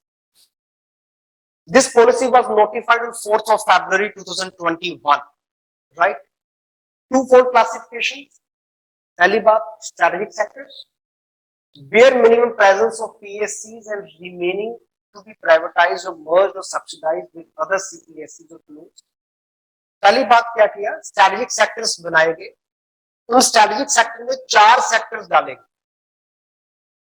the new public sector policy. First is atomic energy, space and defense, transport and telecommunication, power, petroleum, coal and other minerals, banking, insurance, financial services. तो ये 4 sectors हैं. इसमें basically bare minimum presence of public sector enterprises and remaining to be privatized or merged or subsidized with other CPSE. या तो उनको privatise कर दिया जाएगा या bare minimum presence गवर्नमेंट की रहेगी. तो ultimately what government says, minimum government maximum governance, उसके ऊपर फोकस है. और नॉन स्ट्रेटेजिक सेक्टर्स क्या है, in this sectors CPSS will be privatised और अदरवाइज शैल बी क्लोज्ड. या तो प्राइवेटाइज कर दी जाएंगे या क्लोज कर दी जाएंगे. लेकिन स्ट्रेटेजिक में बेयर मिनिमम प्रेजेंस भी रह सकती है या तो उनको प्राइवेटाइज भी किया सकता है या दूसरे पीएसयू को सोल्व किया जा सकता है. Right. So this is the policy with regard to disinvestment. So new public sector policy, right? What are the latest steps to promote MSMEs? Very very important, very important. Micro, small, medium enterprise policy को लेके government of India जो है काफी proactive. अब यहाँ पे क्या किया गया है? Basically, new definition of MSMEs, which was released by government in the year 2020. 2020 से पहले जो डेफिनेशन थी वो 2006 की चलती. So it is almost after 14 years that new definition has come. इसमें क्या किया है, 2 बेसिस लिए गए हैं to, and this definition is same for both manufacturing sectors and service sectors, right? Investment criteria and turnover criteria, right? तो micro units कौन से हैं जिसमें इन्वेस्टमेंट जो है लेस देन 1 करोड़ है और annual turnover less than 5 crore. Medium and small enterprises कौन से होंगे, investment less than 10 crore, right, and turnover जो है less than 50 crore. Medium enterprises कौन से होंगे, investment less than 50 crore and income less than, right. एक तो नई डेफिनेशन आई. सेकंड, उद्यम रजिस्ट्रेशन पोर्टल, जो मैंने आपसे पहले भी कहा, उद्यम रजिस्ट्रेशन पोर्टल, ये गवर्नमेंट ऑफ इंडिया की स्कीम्स है. No domestic, no documents of proof are required to be updated for registering except other. आपने कोई स्मॉल स्केल यूनिट खोल ली, आपने रजिस्ट्रेशन कराना है, आपको कुछ नहीं करना, आपने लैपटॉप पे ही बैठ के या मोबाइल पे ही बैठ के आप उद्यम पोर्टल में रजिस्टर हो सकते हो. सिर्फ पैन कार्ड चाहिए, आधार कार्ड चाहिए, that's it, and you would be registered with in 3-4 days. Within 3-4 days, right? It is boosted the ease of doing business for MSMEs by reducing transaction time and cost, right? Champion portal, ये भी government of India ने एक नया introduce किया है. Champion portal, it is an ICT based technology system for making the smaller units big by helping and hand holding them.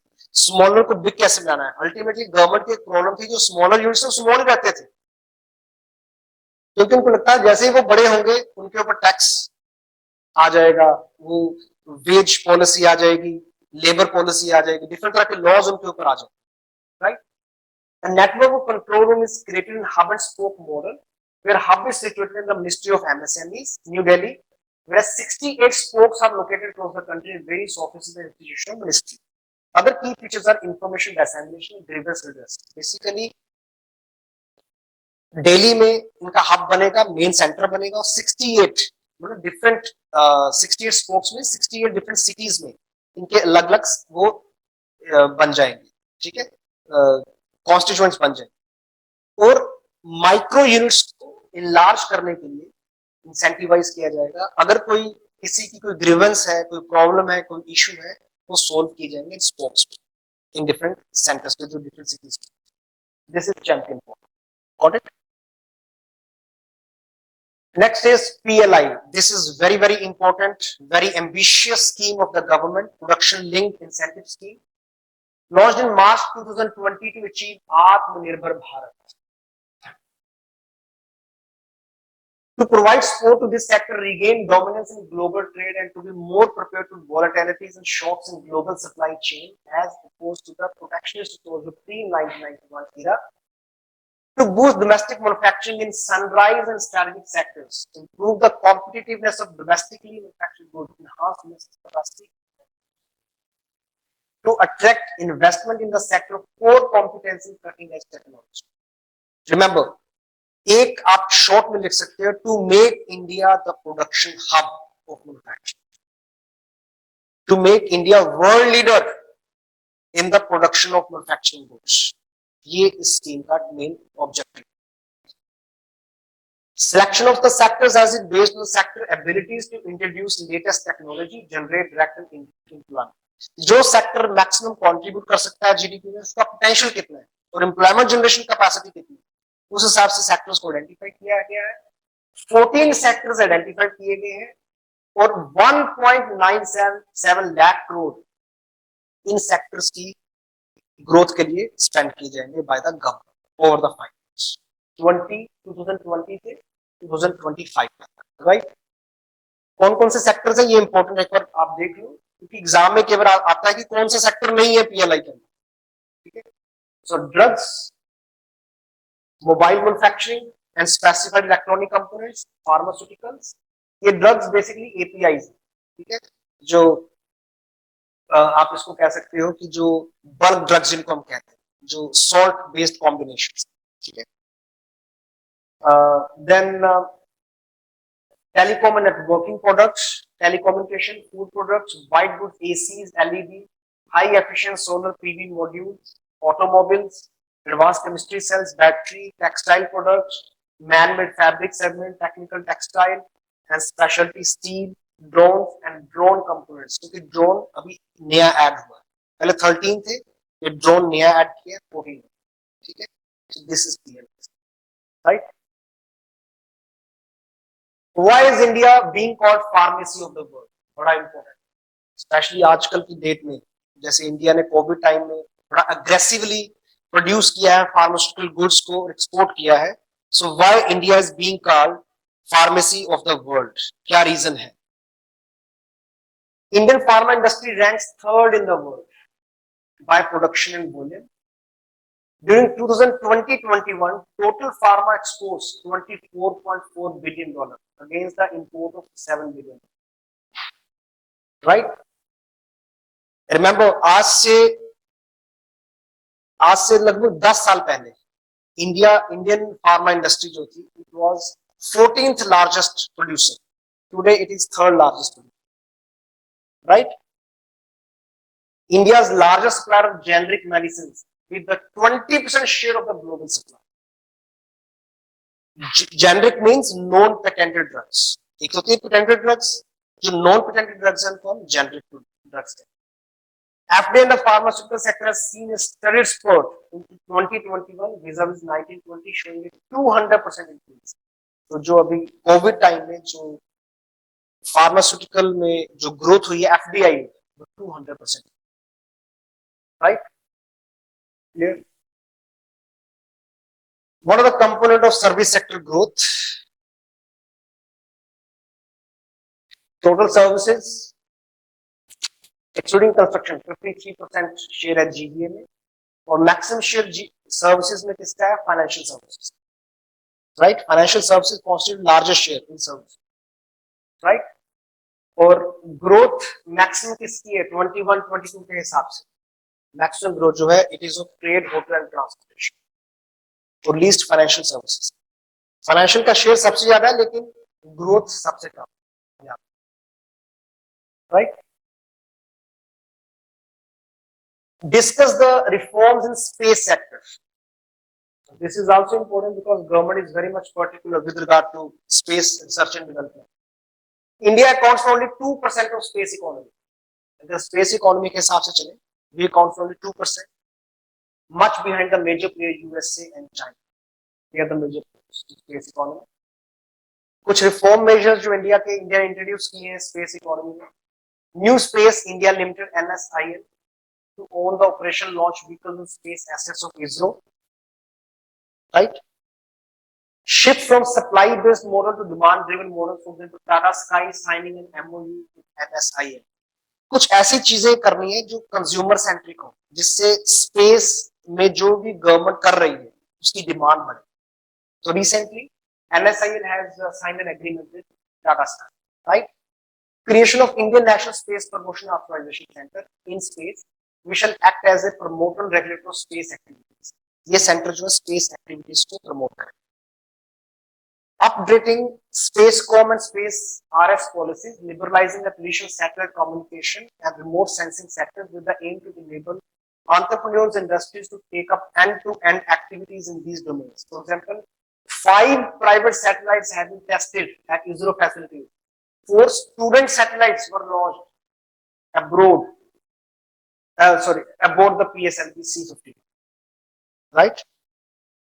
6 MOUs have been signed with private academic entities for sharing technical expertise and facilities. See, the entire gamut of space research has changed, right? Startups in the space sector has increased from 11 in 2019 to 47 in 2021. Startups भी आ रहे हैं space में. पहले 11 थे 19 में, 21 में 47 आ रहे, right? Easing the drone rules 2021 aimed at promoting manufacturing R&D FDA in the sector. 2021 में the Department of Science and Technology released guidelines for the creation, acquisition and use of geospatial data including maps. Aim क्या है इसका? To open up the industry to collaboration progress while supporting Indian companies operating in this sector. So these are the different steps. ये आपको memorize करने पड़ेंगे, याद रखने पड़ेंगे कौन कौन से steps गवर्नमेंट ने लिए हैं to boost the research in space, right? For space economy. What is the trend of startups? So startups basically क्या होते हैं? New ventures, new initiatives, right? Which are although risky also, and startups वो भी होते हैं जिनमें खूब सारी investment चाहिए, right? Number of startups increased from 733 in 2016-17 to over 14,000 in 2021 and over 64,000 in 2022. This is very, very, when I read this data, I was surprised. COVID time में मतलब 733 startups थे इंडिया में 16-17 में और 21 तक 2020-2021 में 31st मार्च 2021 तक कितने थे? 14,000 और जनवरी तक 64,000. 50,000 50,000 स्टार्टअप ऐड हो. बाढ़ आ गई ऐसे startups India. During 2021, 555 districts had at least one new startup. It means startups they also lead to inclusive growth. वो सेंटर नहीं है particular place. In 16-17, only 121 districts had at least one new startup. Inclusive growth is there. Delhi has replaced Bangalore as the startup capital of India. Over 5,000 recognized startups were added in Delhi, while 4,514 were added in Bangalore between April 19 and December 2020. Maximum startups they started in New Delhi. Maharashtra has the highest number of recognized startups, 11,300. So ये जो 64,000 है, उसमें से 11,300 सिर्फ Maharashtra. India 83 in January 2020 has the third highest number of unicorns after USA and China. Unicorn means those startups which have revenue, which have asset worth of $1 billion or more. इनको हम unicorns कहते हैं, unicorn startups. तो India में कितने unicorn startups हैं? 83, third highest after USA and China. So you can say billionaire entrepreneurs, new, young, fresh entrepreneurs. What are the latest trends in unemployment? This is also important because government is always attacked by opposition in different ways. That unemployment has increased during the last few years. So this is unemployment rate PLFS data. The UR gradually declined during this unemployment rate gradually declined during this period to reach 9.3% in Q4. See, ये जो unemployment rate था, it was 20.8% during April to June 2012. ये वो time था जब India में lockdown. तो lockdown में unemployment rate highest. This is labor force participation. Means people available for work. This is work participation, means people who actually get it. So this minus this is equal to this. So unemployment rate is labor force participation rate minus work participation rate. ये चीज got it, ठीक है. But 20.8 था अप्रैल जून में lockdown से, अब कम होके 9.3% आ गया. So there is a sigh of relief. January to March 2021 जो लेटेस्ट यू नो ये जो फैमिली सर्वे डेटा है, ठीक है ना, उसके हिसाब से periodic labour force survey data जो है बेसिकली उसके हिसाब से अब it has come down 9.3%, right. अब गवर्नमेंट का जो डेटा है, पहली बात जो यूआर ये पीएलएफएस डेटा है जो जिसका टेबल बना हुआ है, इसके हिसाब से इंडिया में इट हैज रिड्यूस्ड, ठीक है. दूसरा ईएफपीओ ट्रेंड देखे जाते हैं, एम्प्लॉय प्रोविडेंट फंड ऑर्गेनाइजेशन का डेटा दिया जाता है. उसमें देखा जाता है कि कितने एम्प्लॉयज हैं जो ईपीएफओ में रजिस्टर्ड हुए. इट मींस फॉर्मलाइज्ड लेबर कितनी हुई है. जो भी जिस भी लेबर वर्कर को प्रोविडेंट फंड मिलेगा वो फॉर्मल वर्कर होगा, राइट. सो बेसिकली ये अर्बन डेटा देगा आपको, ठीक है. तो trends in urban employment using EFPO payroll data 14 lakh net additions to EPF subscriber in November.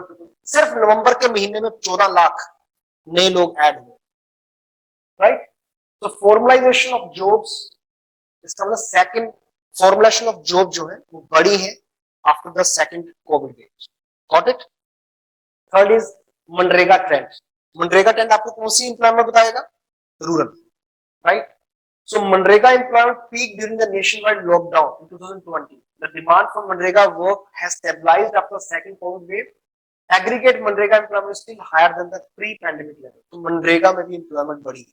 So these are the reasons that why unemployment rate has come down, right. तो तीन हमारे पास सर्वेस है, UR PLFS data, EPFO trend जो आपको urban employment का data देगा, मनरेगा जो रूरल एम्प्लॉयमेंट का data.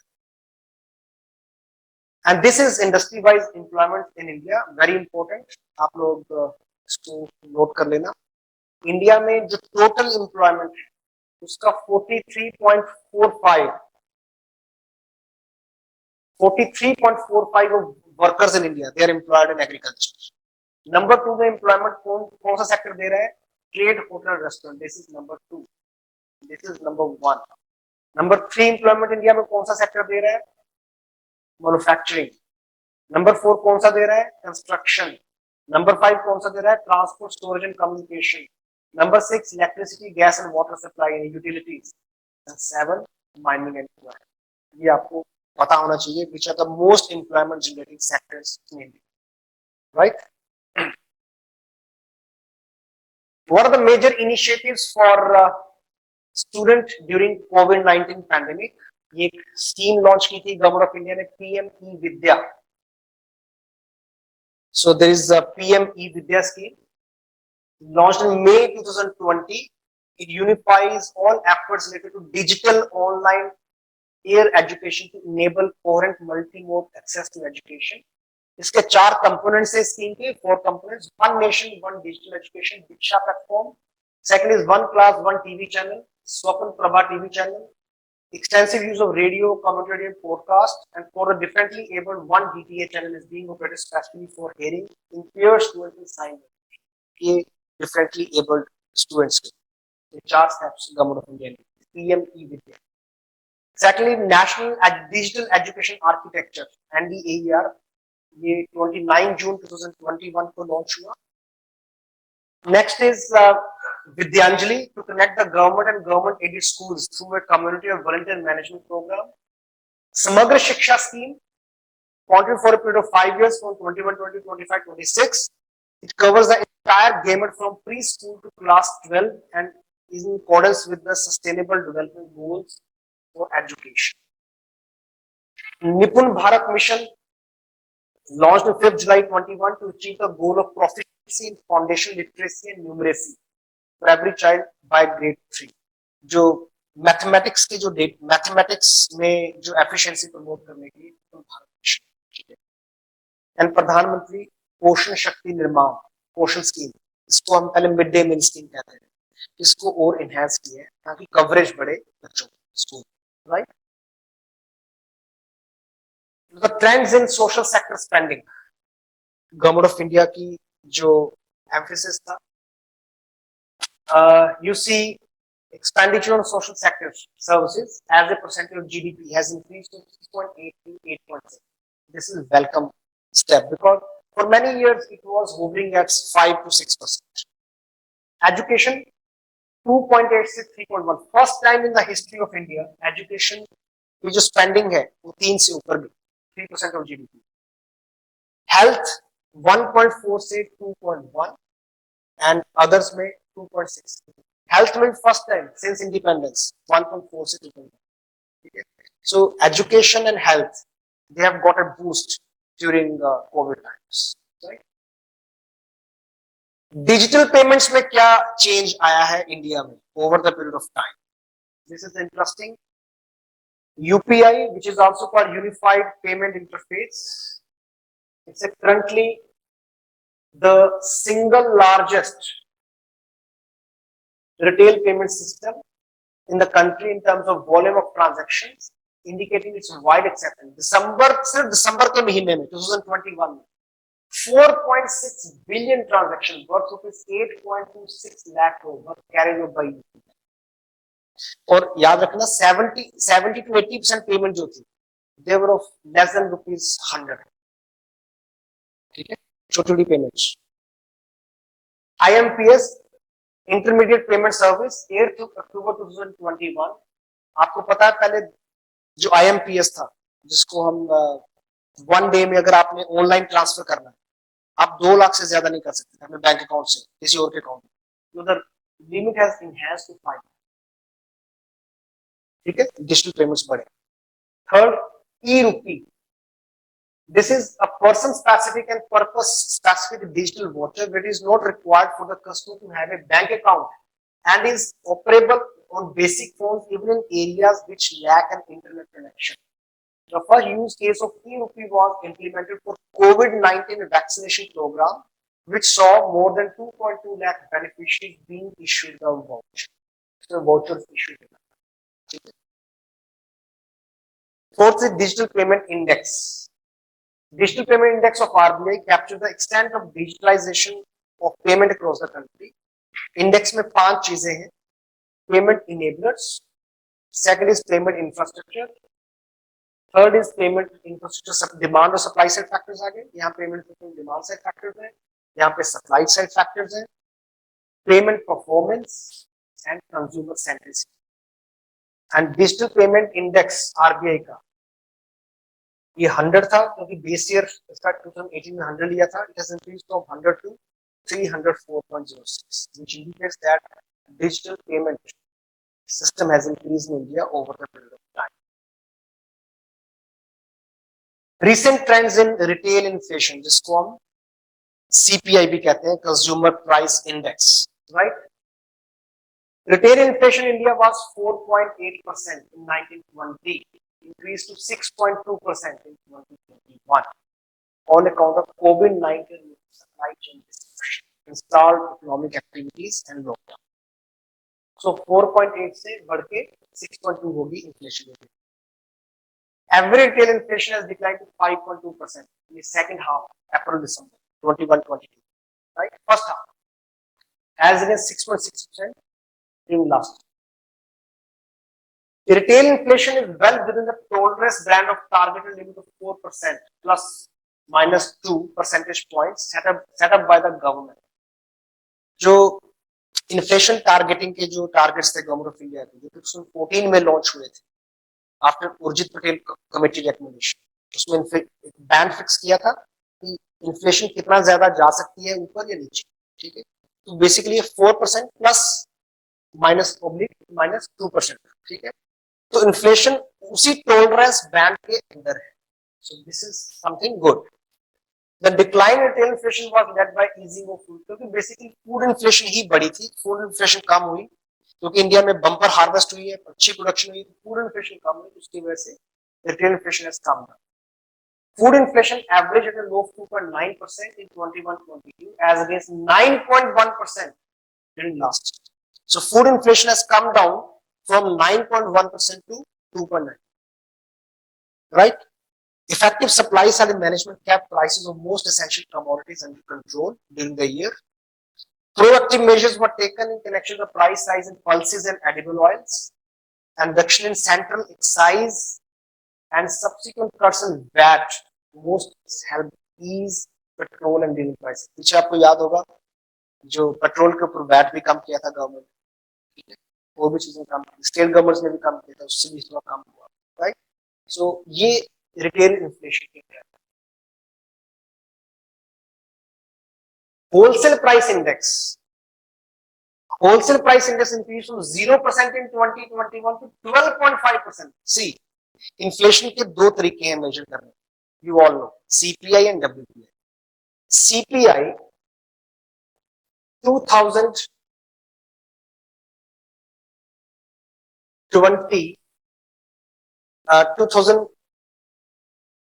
2021 just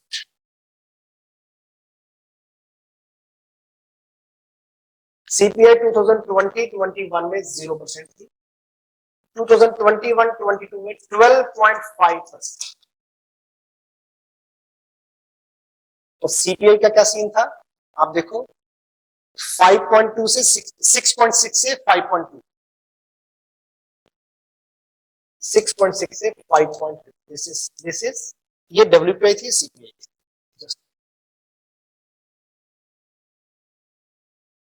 This was WPI and this was CPI. Right?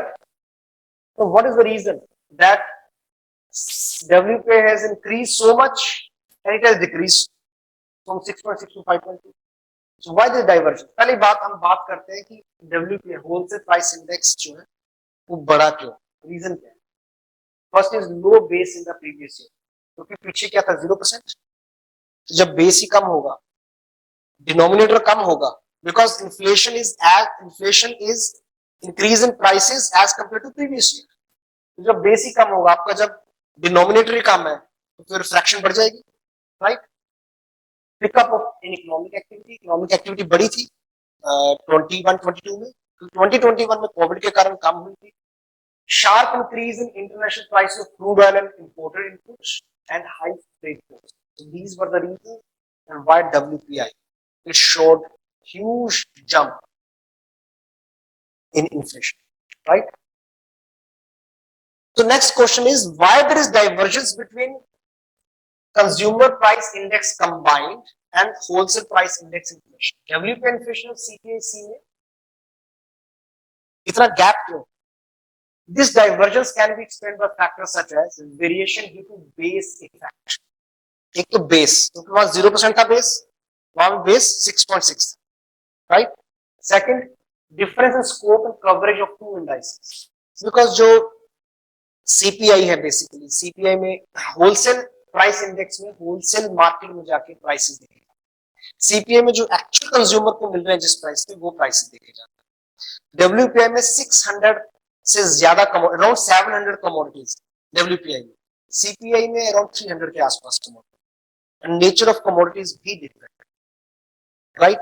और WPI में फूड को मैक्सिमम फूड को सबसे कम फूड को वेटेज कितनी है? बड़ी काफी कम है, around 14-15%.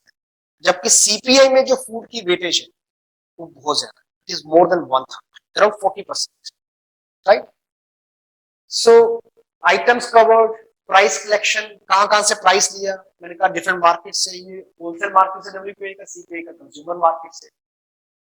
Difference in commodity weights, I told you that food जो वेटेज है CPI में अराउंड 40 to 45%, WPI में इट इज 14%, कम है. WPI being more sensitive to cost push inflation led by imported input. क्योंकि पेट्रोल के प्राइसेस बढ़े थे, बाकी चीजें हुई थी, इसलिए WPI में इन्फ्लेशन ज्यादा था. Got it? Question 49. What is Namami Gange mission? It was very much in the news. Government of India's mission to clean the river as soon as possible. The Namami Gange mission aims to protect, conserve, and rejuvenate the Ganga River basin. In 2015, the cabinet approved the mission for a period of 5 years, 15 to 20, with a budget outlay of 20,000 rupees crore. The activities undertaken as part of mission rest upon 4 pillars. 4 pillars हैं इस project के. निर्मल Ganga, unpolluted flow, अविरल flow, continuous flow, Jan Ganga, people river connect, and Gyan Ganga, research and knowledge management. तो ये 4 pillars हैं Namami Gange project के. The compliance status of grossly polluting industry GPIs located in Ganga main stem and tributaries improved from 39% in 2007 to 81%. It means जो grossly polluted industries हैं उनका pollution आप कह लें 81% तक under control आ चुका है. ठीक है. The reduction in effluent discharge has decreased from 349 million of liters per day in 2017 to 280, 350 से हम 280 तक आ गए हैं पिछले 3 सालों. It means जो pollution discharge Ganga river में it has also reduced dramatically. In the next 3-4 years, we can think of Ganga becoming a cleaner river as compared to this year, right? And the last question: what is National Rail Plan? The roadmap for capacity expansion in the railway network by 2030 to cater to growth up to 2050. Raise share of railways and freights to 40 to 45% from the present level of 26 to 27%. Because mainly जो freight proportion है, it is with the roads. क्योंकि roads की connectivity better होती है, roads में movability easy रहती है. लेकिन trains में वो कह रहे हैं कि हम बढ़ाएंगे. To provide an overall long-term rail development plan, passenger and freight demand forecast yearly till 2013 for 10 years period from 2041 to 51. Assessment of present and future model share of railway to study the rail infrastructure deficiency, future infrastructure requirement, fixed and rolling stock, considering the demand forecast and implementation, congestion network, identifications of operations, evaluation and prioritization of projects, and assessment of funding requirements and financial impact. ये काफी सारे steps हैं. Ultimately 2030 तक हम ऐसा infrastructure railway का बना लेंगे कि जो 2050 तक हमारे रेल का जो विजन है उसको फुलफिल करने में हेल्प करे. ठीक है. So dear students, this is all from my side. If you have any queries, any questions, I welcome those questions, those queries. कोई भी आपके डाउट है, you can ask. Yes.